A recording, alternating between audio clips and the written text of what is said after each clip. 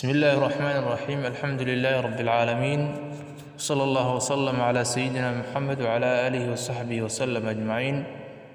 إن شاء الله تعالى halkan waxaan ka soo gudbinaynaa casharkii tobnaad ee kitaabkii al-mabaadi' al-fiqhiyya. waxaan soo dhammaynay salaadii iyo wixii ku tacalluqay oo dhan waan ka soo baxnay alxamdulilah. marka halkan waxaan ka soo gudbinaynaa casharkii tobnaad. wuxuu nooga bilaabanayaa su-aasha ah maa macnaa iitaa'i zakaat. marka wuxuu nooga hadli doonaa kitaabkeenu caaway zakada iyo xajka iyo soonka. waxaasoo dhan marka wuxuu uga hadlaya sidii salaadii uu u faahfaahiyey oo u soo kala waxeeyey uga hadli maayo. si fudud oo koobanoo wuxuu ka sheegayaa tacriifaad bis ama qeexitaan.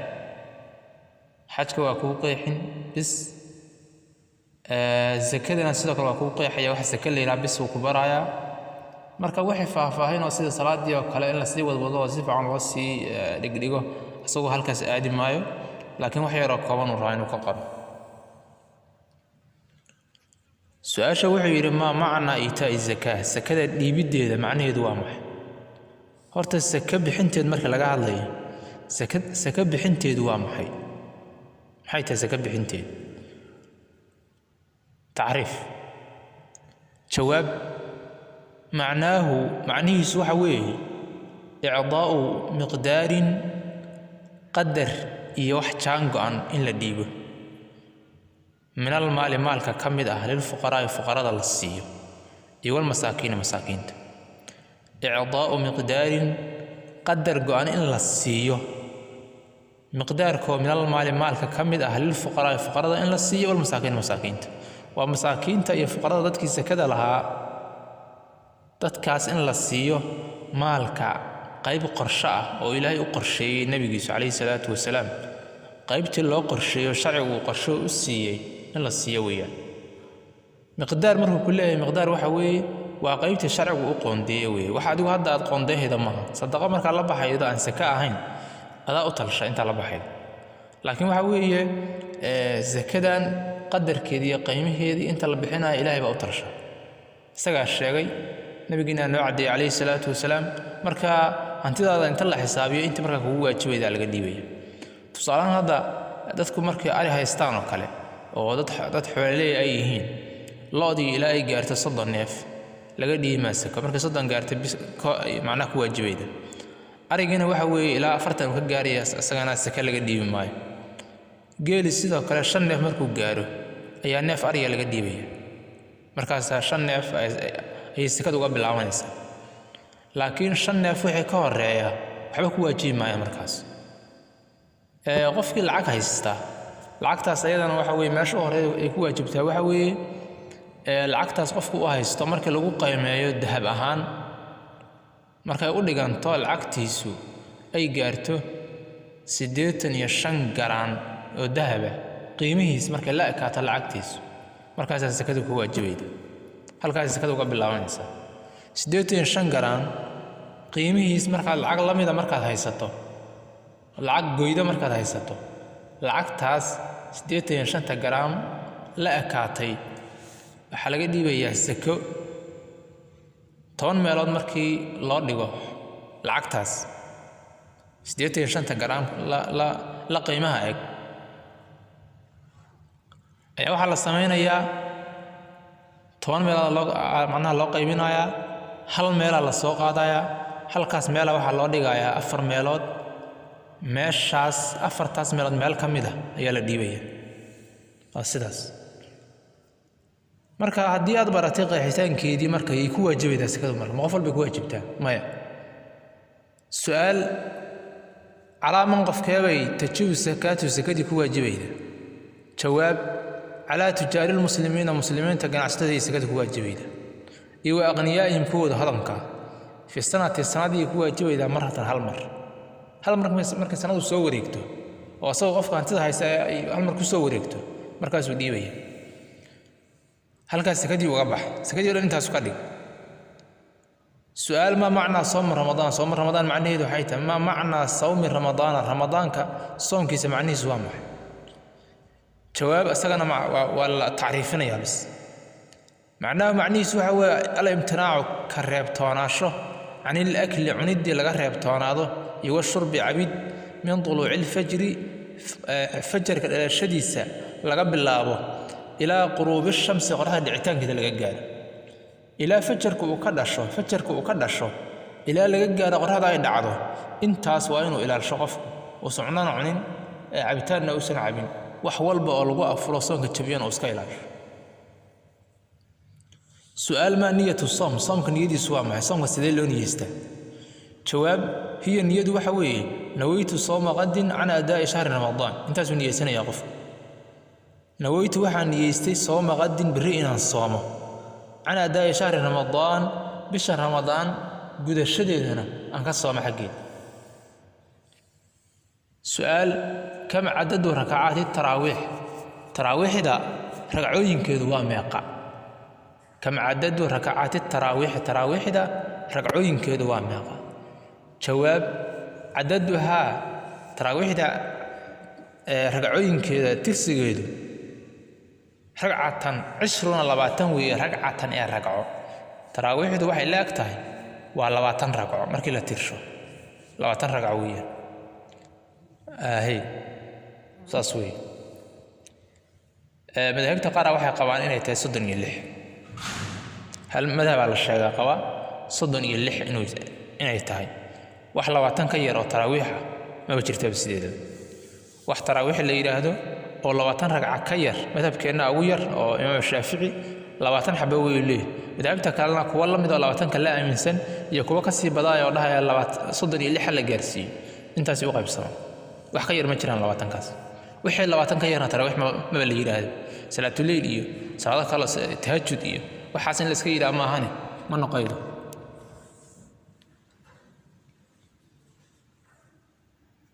marka saas weeye su'aal mata waqtu salaati taraawixda salaadeedu waqtigeedu waa goorme? taraawixda salaada waqtiga taraawix goorma la tukadaa؟ جواب بعد العشاء عشاء كبعد يالت كذا في شهر رمضان بشهر رمضان.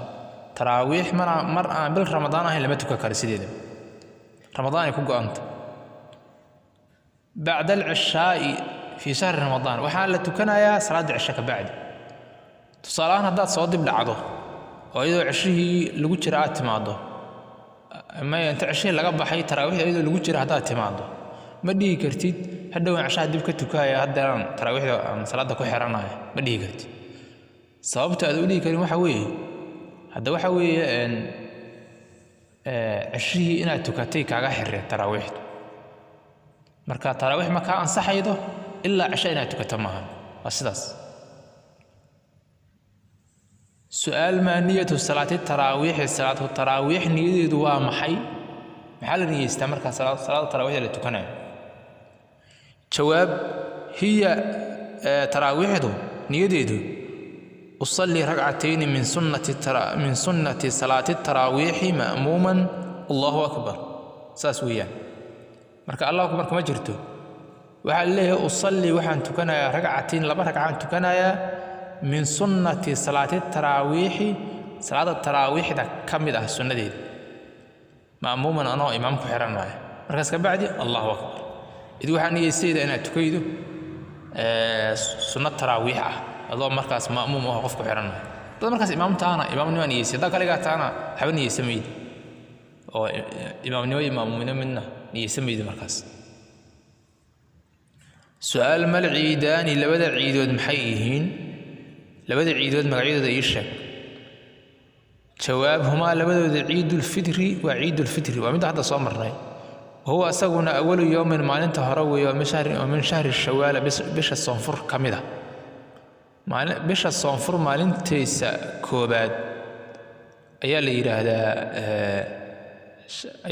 عيد الفطر مد الله بعدنا وعيد الأضحى عيد كلنا عيد الأضحى اللي هذا هو سجونا اليوم العاشر ومالنت الطبناد ومن شهر ذي الحجة بشهر ذي الحجة اللي هذا مالنت الطبناد bisha la xajiyo waay marka labada ciidood islaamku uu leeyahay ciidna waa ciidaas bisha shawaal maalinteeda koobaad ah waxaana la yiraahdaa ciidul fitrina waxaa loo yiraahdaa badarkii la bixinayo fitri la yiraahdaa oo qof kasta iska dhiibay middan kalena waxaa la yiraahdaa ciidul adha hadda nagu soo socota hadii alla idmo ayaduna waxay dhacdaa bisha xajka maalinteeda tobnaad ay dhacdaa waayahay su'aal ما نية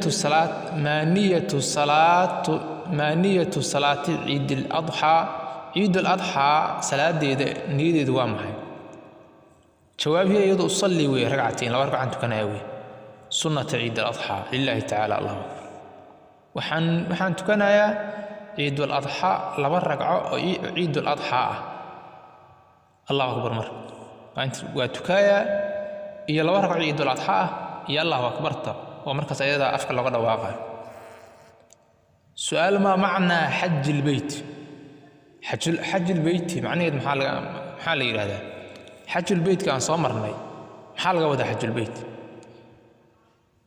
جواب معنيه وحوي الذهاب التجد إلى مكة مكان لآده لزيارة الكعبة كعبة إن الصواب وقدنا لآده كعبة المشرفة إلا شرفت الله إياه سؤال على ما يجب الحج على من قف كيف يجب كواجبه الحج حجك يكواجبه جواب على كل مسلم قف قصة مسلم يكواجبه مسلم كاسو غني هضن مسلم كاسو قادر أوده على السفر كأوده إلى مكة مكان الله سفره في العمر أنت نرش لحيده مرة هالمر قفك حجك عمرض وحي كواجبان هل مرة الأولى نرشيس قفك هل مرة سوى حجية حج دم واجب لو ماله إنه أصلا كان كنا تروي هذا إلهي وحول لنا سوى حجية تاسوا على غيابه لكن هل مرة الأولى لنا يا وخدع عيا وحنا لو بهي مركز قفكو هنتيدي كو قالني سي وحجك كو كيني دي أيضا وحوي وإن معيش مركز سوى تشوجو يحجك أنت اسكو جيران على فيرنا حجك أنت اسكو جيران العكس سوى ده geydana hadduu haysto dadka xaqa kula waxay sii cunaan iyo waxay meel sii deganadaan ay inta uu maqan yahay oo ay sabaahiyo dib ay arkayn uu helayo xajkuna waa ku waajibay hadda waxa la yiraahdaa qofka canaabtiisa kala hadda markii 2004 oo kale markii la fiirsho hadda wadanka Soomaaliya oo kale iduu 3500 ama lacagta iduu waxay hadda sanadka dhawaa sheegayeen ninkii haysta 4500 xajku inuu ku waajibay ilmuhu intuu sii maqan yahay 500 ha cuneen asaguna 500 ha sii cuna macnaha 500 ka badsamaayo 3500 na meesha waageeda waan ka soo celida marka xajku waa asaas ba xajku ma ahan basiisa ma ogtahay hanti badan iyo midna gooniya ma aha qofka haddii hantidu ay ka baabaado asagoo xajki lagu leeyahana xajku weligiis waa saaraha hadduu faqiir kasta noqdo hata weligiis waa lagu leeyahay إن شاء الله تعالى عشر كان هلكا سنوغي هي والله سبحانه وتعالى أعلم